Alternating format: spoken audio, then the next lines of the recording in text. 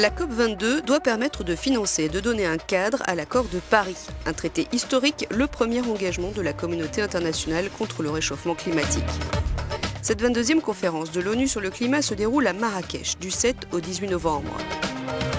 C'est la dernière opportunité pour agir, selon le Maroc, qui estime que l'impact des changements climatiques sur les populations vulnérables et les pays pauvres est une réalité aujourd'hui. Symboliquement, Ségolène Royal, présidente de la COP21, a passé le flambeau à Saladine Mezouar, ministre marocain des Affaires étrangères, qui préside la COP22. La COP de l'action, c'est montrer que dans le transfert de technologie, dans le renforcement de capacité, dans la finance climat, les actions qui sont discutées depuis 20 ans dans ce domaine, enfin, arrivent à être concrétisées.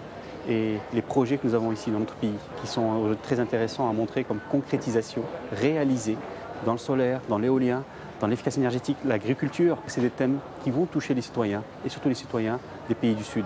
Nous voulons montrer que les COP, bien sûr, ce sont des négociations, mais c'est aussi des actions concrètes, des projets concrets pour améliorer aussi bien en termes d'énergie que la sécurité alimentaire, que l'eau, que la lutte contre la désertification, tous ces thèmes qui sont les vrais projets pour les citoyens de tous les pays, surtout des pays du Sud, qui vont être mis en avant.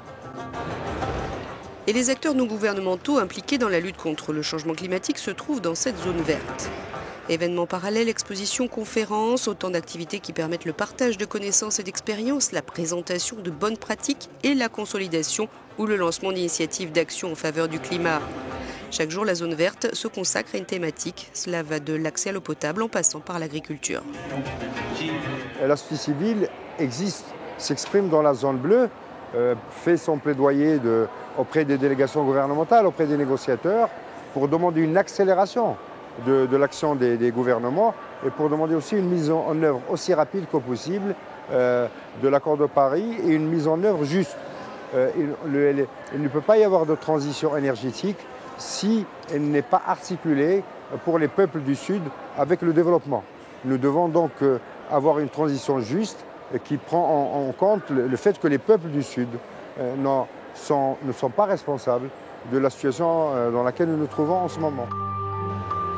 À Marrakech, les négociateurs doivent commencer à s'accorder sur toute une liste de procédures qui feront au final de Paris un vrai succès ou pas.